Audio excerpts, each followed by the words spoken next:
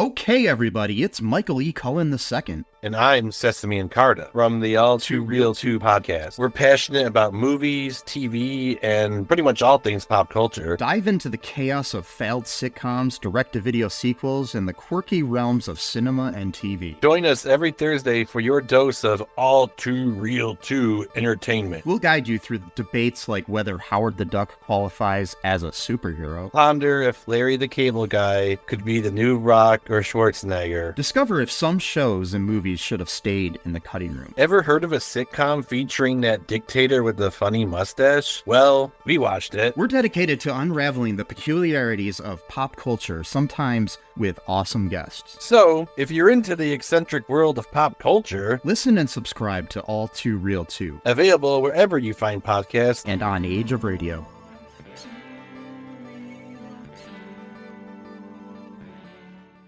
In today's episode, we're going to talk about meditation and compassion as it relates to Henry Sugar. Enjoy.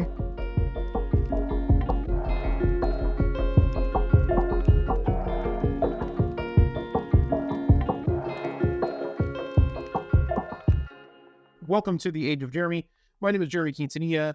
If you are new to this podcast is traditionally all about the trials and tribulations that I go through as it relates to my business adventures and being an entrepreneur and all the things that are going on with that. But as of right now, I'm actually doing a LoFi episode. And if you don't know what our LoFi episodes are, it's essentially where I chit chat about culture and some of the things that I'm learning in my life as it relates to movies and so forth and pop culture issues. And so that's what you're listening to right now. And if it sounds a little bit different to some of the episodes that I've done, it's because I'm actually using Adobe Podcast. It's a beta that I have been in for a while. I know anybody can, I think, join the beta and get the software. I believe so. I'm not 100% sure on that, but this is the first time that I've actually sat down and learned how to use it. So I'm going to be doing some of the lo-fis with this so that I can get it out to people, because I think Adobe Podcast is going to make it much, much easier for people to make podcasts a lot easier and very efficiently. And what's really cool about it is that you can actually delete the words from the transcription and you can clean it up that way. So it transcribes all the words and then you can edit it based off of the wordings or change words or fix words, things of that nature. So I'm excited to see how that part works. And on maybe the next lo-fi, I will tell you about all the post stuff that you can do with it, because as of right now, I don't know what post effects that you can do with it. So like traditionally, like I didn't drop my music into it. I guess I could have uploaded my intro and outro, but I did a lo-fi music jam that you heard before this kicked off. So the music's a little bit different too. So we're just playing around with some stuff and seeing what we can do on these lo-fis. But I would definitely check out Adobe Podcast, because I think it could be very beneficial for people that are getting into podcasts and don't really know where to start or how to do it. It's very easy. I think you have to have a Creative Cloud subscription, which I recommend most content creators have a Creative Cloud subscription, or Adobe Creative Cloud. So you can have like Audition, Premiere Pro, Photoshop, Illustrator, Adobe, InDesign, and all of those amazing products that Adobe makes. And again, I own a lot of Adobe stock. I am not sponsored by Adobe, but I want you to buy Adobe stuff. So go out and buy it so it helps my stock go up. I'm just kidding. Okay, so if you don't follow me, I'm everywhere on social media at Age of Jeremy. You can catch me on YouTube at Age of Jeremy as well. More videos, and these audio files usually traditionally go out on there, but these lo-fi episodes do not go out on the Age of Jeremy YouTube. They are only for the podcast platforms, such as like Spotify, Apple Podcasts, Google Podcasts, and so forth. So make sure that you subscribe to this podcast so you get all of the podcasts that I bring to you, including this lo-fi one, and you will probably never hear this specific episode on YouTube. But so make sure that you go and subscribe to YouTube, because there's also other content that I put out there as well. And follow me on all social medias at Age of Jeremy. Today, I wanted to talk about The Wonderful Life of Henry Sugar. The Wonderful Life of Henry Sugar is a short film based off of a book by Ronald Dahl, I believe is his name, on Netflix. And it is a fantastic, fantastic story. I believe that I heard about the story when I was growing up, because it's technically a children's book, I suppose. But Wes Anderson did a fantastic job on the short film, and I'll probably buy it as a short film.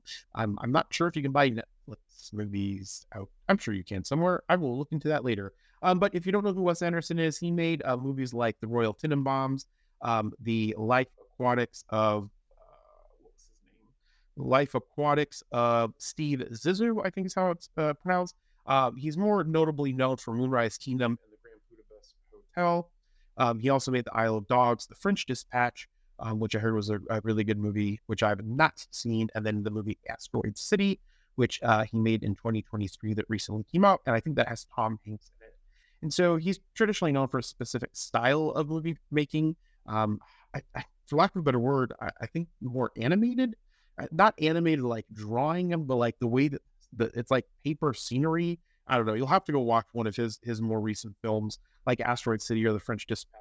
But I really recommend that you watch The Wonderful Life of Henry Sugar, because I was very moved by this short film that he made, and I'm very moved by that story. So I'm really excited to talk about it with you today, because I think that meditation and compassion are two of the most important things in the world, especially when it comes to the Nembutsu, which is Nawomi Butsu, and as it relates to Buddhism, because Buddhism is really about compassion and empathy. And as you meditate, you become more compassionate, which is very interesting. And I'm going to talk a little bit about that in my rambling. And so I have some notes. And what's interesting about these notes that I have to talk on this podcast about is I actually have them on the new app Copilot by Microsoft, which is now available on the Android store, which I downloaded, and it's essentially my own special Copilot. It's an artificial intelligence software. That's what Microsoft calls their AI, is Copilot. And so I'm really excited about that. So here's essentially a synopsis that Copilot gave me for The Wonderful Life of Henry Sugar. It's a short story by Roald Dahl, so R-O-A-L-D, Dahl, D-A-H-L. He has made books like Charlie and the Chocolate Factory, Matilda, James and the Giant Peach, The BFG, The Witches, Fantastic Mr. Fox, The Twits, George a Marvelous as Medicine, Danny the Champion of the World, and Boy Tales of Childhood. Some of the books that he has made, but he has made many, many amazing children's books, and he is mainly known for his children's books, and that's Roald Dahl, R-O-A-L-D, Dahl. So the story follows the life of a wealthy bachelor named Henry Sugar, who uses, and this is going to be a complete spoiler alert, so if you want to watch it, I encourage you to watch it anyway after this, but you'll know everything that happens in it based off of this episode. And so in a short story by, essentially the story follows the life of a wealthy bachelor named Henry Sugar, who uses his inheritance to fund his gambling habits. But one day he comes across a book about a doctor's report of Imdad Khan, a man who claimed he could see and interact without using his eyes. And after watching Imdad perform even greater feats in his own circus act, the doctor interviewed Imdad, and he tells him his life history. So essentially there's this doctor, I think I read that a little bit incorrectly. So the doctor has a report of this guy, Imdad Khan, who came to him and said that he can see without seeing. And so the doctor follows Imdad Khan. He learns why he can see without seeing, how he has these powers, and he received them from a guru, a great yogi who could meditate while levitating his own body. And so the great yogi taught Imdad his meditation method, which gained Imdad his abilities. Imdad became a very famous act in a circus, I believe it was, and then he eventually passes away. Imdad Khan writes it down, learns, I guess, about it as well, and then Henry Sugar goes through the practices of the meditation and the concentration to be able to see without seeing. And so he does it through this ability to time himself by picking up cards, because he wants to use it for gambling, so he can see what the next card is that's coming up in the stack, and essentially maybe see what other people have in their hands. So it shows Henry Sugar going through this, and in the movie he's played by Benedict Cumberbatch, and he goes through this and he eventually can see with his eyes closed. But it took many, many months, many years. I think they say that it takes like 3 years to be able to do it or something like that. But there's occasionally people that can master it very, very fast. And Henry Sugar, or Benedict Cumberbatch, masters it very, very quickly. And he's really impressed with himself. And he goes and he does it. And he wins a bunch of money. But when he gets that money, something has changed inside of him where he doesn't want that money anymore. So he goes and gives it away. And so when he goes and gives it away, he ends up throwing it out of a window of one of his lofts that his family or himself own. And the police come to him because it starts a riot in the streets with people trying to fight over this money. And he says, well, it's my money. I can do whatever I want. And he's like, why did you do that? He's like, well, I don't really want it or need it anymore. And so the cop says, well, why don't you give it to charity or something? And so then Henry Sugar goes and he starts this business, this foreign business. So it doesn't tie itself to him, and they can get away with maybe not paying taxes on it or something along those lines. So they can give all of the money away. And so he spends the rest of his life gambling, taking all of that money, putting it in this offshore LLC, and then they build orphanages and hospitals, if I'm not mistaken, and they build all of this stuff for all of the people in the world. And he spends the rest of his life not wanting anything. He goes and becomes the great yogi, like the great yogi that taught him Khan about it, and then he eventually dies at peace, and essentially, in my opinion, what we would look as being enlightened. And so I think that this is just a fantastic, fantastic story as it relates to the meditation piece, because when you spend time meditating, you start to understand empathy a lot better, and you start to understand compassion a lot better. Even if you're not practicing something like the Nembutsu, or even if you're a Christian or a person of the Jewish faith, or a person of the Islam faith, or if you're a Jain, or if you're a Satanist, or if you're an occultist, or whatever the case is, when you sit and meditate for long periods of time, you actually learn this ability to introspectively look at yourself. And when you can introspectively look at yourself and introspectively understand how you feel, you actually can feel more empathy towards other people. And so I wanted to kind of look and see what goes into that, because I had read or listened to a podcast a while ago, a psychology podcast about meditation and empathy and compassion. And there have been studies where they will have people sit in the room and someone will walk in, there's not enough chairs, and no one, or maybe not a few people, or a few people offer that seat to someone or something. And then they have those same people meditate, and then they have them, another group do it or whatever, and they will all mostly let the person sit. And so the idea is that when you spend time meditation, even for a little bit of time, you start to feel more empathy and compassion for other beings. And this is something that the Dalai Lama speaks about in some of his talks. This is one of the things that Buddhists talk about as it relates to compassion and Amida Buddha. And so it may not be the act of saying Nemo, even though I believe that Namo Amida Butsu or the Nyampo or the Nembutsu is something that's out of this realm and out of this world.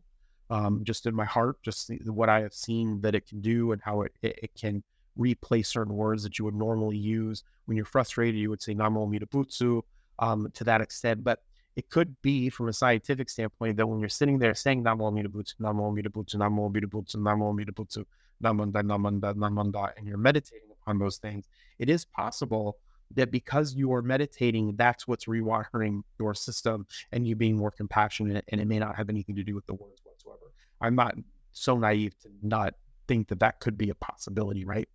And so meditation has been shown to have a positive impact on compassion. And there's even been studies, there was one in 2016, where compassion meditation can lead to improved mood, more altruistic behavior, less anger, reduced stress, and decreased maladaptive mind wandering. And so the same article also noted that compassion meditation can rewire the brain circuitry used to actually detect emotion and feelings, including empathy.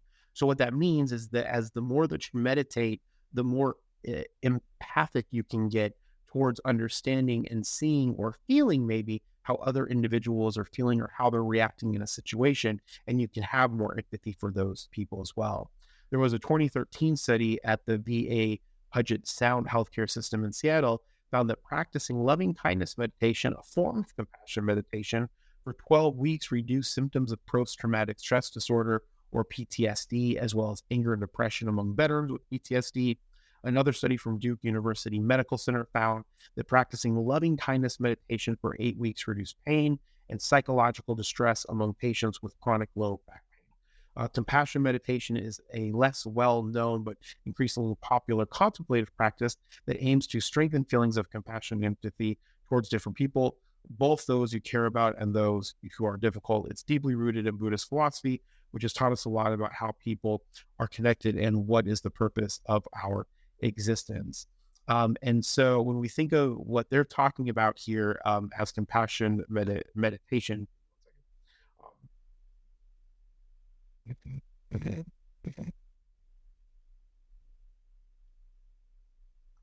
is a form of like karuna meditation, and it's a technique that cultivates compassion by recognizing and embracing the suffering of ourselves and others.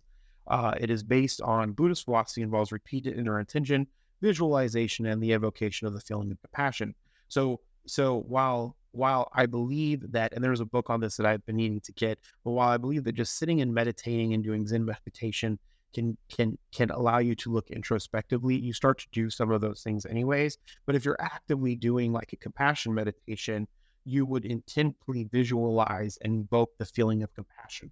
And so when you are meditating on Amida, or you're saying Namo Amida Butsu, that is almost the act of invoking that compassion, because he is the Buddha of compassion, right? Or the Bodhisattva of compassion.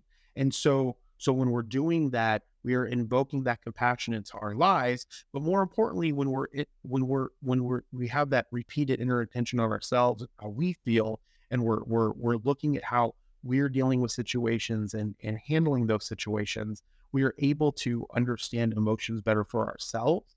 And because of that, we're then able to be able to see it in other people and feel a certain way for them, because of the fact that we're more in touch with how we feel about things, that we tend to respond to other people about how they're feeling about things. And so it's something that I would love to in the future learn more about, because that's the thing that I really feel is missing in the society. And I was talking to my mother earlier tonight. So when I was growing up, I was very liberal, very super progressive, and as I think a lot of young children are. And then when I was in college, they indoctrinate you, especially in business school, which is weird because I hear a lot of people say that schools or colleges indoctrinate the left, but in business school anyways, they really indoctrinate you for capitalism, especially with how free markets work. We only teach one type of economic theory. It's either a mixture of Keynes and Austrian economics. And so when I came out of college, I was very much more right than I was when I went into college. And so as I progressed in my career at the bank and saw how corrupt institutions were, and also the government, I went back to being more liberal and progressive, doing more research. That's when I really started going back and reading more Marx, now that I had a better education, reading Ayn Rand to see the opposing viewpoints of it. Well, let me take that back. So I read Ayn Rand when I was in college, and then reading Marxist thought, I was able to compare some of the things that Marx was talking about and compare it to Ayn Rand's philosophy of objectivism, and look at some of the things that are really good in objectivism, or what Ayn Rand teaches, and then some of the things that are really good in what Karl Marx teaches from an economics point of view, because Karl Marx is really doing a critique of capitalism. And so it would just like me going and doing a critique of communism, or a critique of capitalism in today's society, or a critique of religion. Marx wasn't trying, while Marx was very active in trying to have a revolution, or believing that revolution would come, and he was an activist. Most of his book is very based off of the current economic thought at the time, which was the labor theory of economics. And so I went through and read Karl Marx, and then kind of read some of Peter Kropotkin, I think is how you pronounce his name. I can't picture how you spell it, so it's difficult for me to say it. On the conquest of bread, and started reading more anarchistic thought, which is what I was very adamant when I was younger. And so I think what happens is when you are younger, you are more you're more liberal. Okay, unless you have really conservative parents, or you're a growing teenager and you find Ben Shapiro or some shit. And so, like when you're older, you're really liberal because your mind is more towards helping other people and being more caring towards other people. And we strip that from you as you grow up. It's just what happens. Especially, or life gets a hold of you and life's a pain in the ass and it kicks you in the ass a few times. You're like, fuck this. I'm going to focus on myself. I'm going to go and make money. I'm going to become a captain of enterprise, and I become a capitalist. I'm become, for the most part, kind of an asshole depending on how capitalist you are. And so I think in the middle of life, when all that stuff happens, you can tend to be more right. And by right, I mean right-leaning or conservative.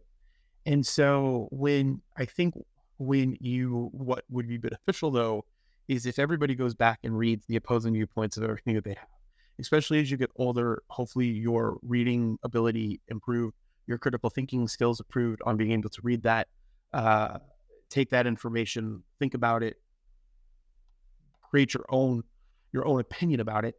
And so when you're able to do that, I was able to do that much better when I was older than I was when I was younger because I was much more educated. And so because I was much more educated, I could look at that a little bit differently and say, okay, there's a lot of flaws in the system of communism, and there's a lot of flaws in the system of anarchism. Are there things that work really, really good? Yes. Are there some things in capitalism that works really, really good? Of course. Are there some things that work good in socialism? Of course. And so the idea is to be able to critique these things and come up with solutions where we can meet things more in the middle and push things in a specific way where society benefits every single person involved, not from the perspective of every single person can go out there and get a job, every person go to college. Not everybody has those capacities. Not everybody has the same life that they deal with on a regular basis. Some people have to take care of their children longer than they would have normally had to have otherwise. Some people may have to take care of their parents at different stages in their life than they otherwise would have had to. Not everybody's situation is the same. Not everybody's mental capacity is the same. Not everybody's understanding of the world is the same. So not everybody can go and obtain the same exact things in the same exact way. So our job as a community or as a society should be able to bring ourselves together and say, how can we help all of these people progress in life and live a happy, fulfilled life? And I'm assuming there's some people out there that say, well, that's not my responsibility. And that is fine. You don't have to be a part of this, but don't stop the people that are trying to do that from making that happen. And those people will do their best, hopefully, to not make it affect you as much as possible. And so without going deeper to that, that's one of the reasons why I am more adamant for compassion. Compassion also, let me say this, I'm more adamant about people being more compassionate towards other people because I think that that's the thing that get us to the next level inside of society. Because in my heart, in my mind, if we live long enough, we will have to become one world. We will have some type of one world order. And when we say that word, because we've been indoctrinated into that thing from whether revelations in the Bible or from Christians talking about that going towards the end of time, whether or not it's mentioned in the Bible or not, we have a tendency to look at the one world order concept, be like, that's the evil, that's bad, that's these good people that are going to be hierarchy looking over us, and it's not going to work that way. It'll be very similar to like in Star Trek, where they have the United Federation of Planets, and are there problems with that? Of course. But we can look at these things and have a united federation of countries that kind of help us structure and rule the world together, right? And then that will allow us to work with other planets or species or dimensions or whatever have you as we progress into the world. Because if we live long enough, my guess is that we will see some of those things possibly, I guess. I'm thinking that we will. And I think that the world would be a better place if we all came together and treated ourselves as one human species rather than different races across the world, because we're all human and essentially we're all in this shit together. So we should work together to be better at it and move forward. And so I think that one of the things that we do miss is compassion. And also too, I think that compassion can help us really kind of see our own flaws maybe, or see that we don't need the things that we think that we need, or that by getting certain things, we can do more things with it. That's one of the reasons why I really love the story of the wonderful life of Henry Sugar, is because he took that money that he had earned from the gambling, I guess, and he did amazing things with it.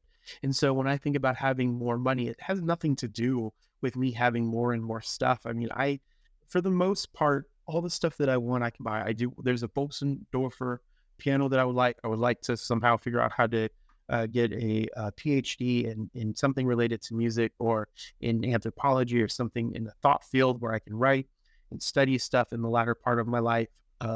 And things like that. But when I think about having money, it's to have other businesses, make sure that my family has businesses, to help people with financial literacy, to help people that are poor, to preserve art, to do all these things in the world. And so when you have that, there's nothing that can stop you from getting that money, because that what you're doing with it is more building stupas for the Buddha, progress Buddhism as much as possible, give money to the churches or the temples, create sutras, help, there's so much more that you can do with money than what you think that you can do with money. But that being said, when I was growing up and I was going into finance and I was starting businesses or thinking about starting business, it was always about how to have millions and millions of dollars, so I have a bigger house, so I could have a Rolls Royce, so I could have a bigger boat, so I could have a yacht.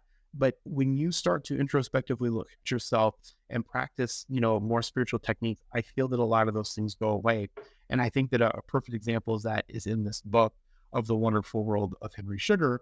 And so I encourage you, if you are looking to find some type of, to get more purposeful into your life and to find out what you really want, I encourage you to introspectively look at yourself, meditate, maybe look up compassion meditation, just do regular Zen meditation and counting, and you will start to ask yourself the questions, and then you will start to give yourself the answers. And with that, then you can find out what you want for your purpose in life. So make sure that you check out The Wonderful Life of Henry Sugar by Roald Dahl. I think I'm going to buy a pack of Roald Dahl books here. I'll be doing a book haul either on a YouTube video or a TikTok video. So make sure you follow me on Age of Jeremy. And if you're interested, we're starting a 120-day challenge at the Warrior Academy on January 8th together. And so if you don't know what the 120-day challenge is, it teaches you about to kind of get your shit together in life as it relates to health, finance, gratitude, meditation. We do it inside of the Warrior Academy. So check out the link in my podcast episode descriptions to hit my link tree, learn about the Academy. You can sit down with one of our onboarding experts to learn more about it, see if it makes right for you. And then there's options for you to get into the Academy. If you're interested in life insurance, make sure that you reach out to us. We are starting to build a very big life insurance empire to protect your wealth. The benefits about the life insurance, for the most part, decided to work for everybody, but it may work for you. And so you're going to be building up a life insurance portion. You're going to be building up a cash value portion. That cash value can't go below what you put into it, and it'll grow with a specific index. More importantly, if you need that access to that money, you can borrow against it as that cash value builds up. And there's a book that kind of explains it, They use a whole life cash value policy called Becoming Your Own Banker by R. Nelson Nash. Very right-leaning. So if you like right-leaning, you will 100% like it. If you're left-leaning, you probably won't like it, because some of the shit that he says is kind of like, okay, yourself. But the concept of what he's talking about is super beneficial and can give you a really good understanding of the concept of building up that wealth. And that being said, as I say the stuff about the conservative piece, I am not very happy with either party personally, and or our current president and or the person that was in front of this president. And so when I talk, there are things that I do believe about the government and not giving them the money and holding them accountable, because obviously I'm more apt to think of it from an anarchistic or anarcho-communistic society. And so there are things that need to be better on both ends. So I will say things that I disagree with people, but you will always find things that are beneficial in reading. And so with the R. Nelson Nash book on Becoming Your Own Banker, it does give you a really good understanding about how cash value whole life policies work, how you can build up a cash value life policy, the cash value of it, borrow against it, and you can utilize it to fund and have your children have them. And eventually you would get into a trust, and that trust would last forever. And you essentially are making this bank for future generations. And so like one of the things that the trust attorneys that we're talking with is called the Rockefeller Trust. I think that I get why they're calling it that. kind of think it's a stupid name for it, but that's my opinion. And so point is that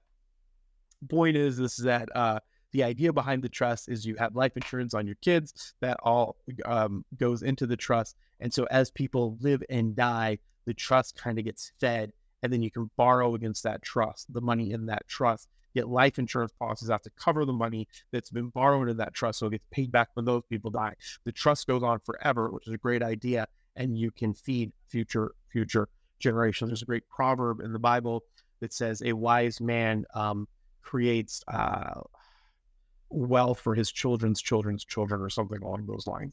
And that's the mindset that we would have. But then we have to have really good values so that those people don't waste it and they do good for humanity, in my opinion. You can do what you want with your life, but that's what I'm wanting for the people that are in my life, because I want the world to be a much better place for not only my family, but others. When I leave it, I think of the world as my family because we're all in this together, and I want them to all be better. So go check out that book. If you're more interested in the life insurance, click on the bio. I am a big proponent of the life insurance. I'm a big proponent of making sure that you guys are set up for the future. And then also I'm a big proponent of the 120-day challenge, because last year I sucked at the 120-day challenge. The year before I kicked ass at it. So I'm going to kick ass at it this year. We all go through it together in the academy once a year, and we do that in January to kick it off. So come on in, hang out with us. I do all kinds of other stuff in the academy as well. And make sure that you like and subscribe to this podcast. And I always say, be thankful, grateful, and kind, and we will talk to you next time.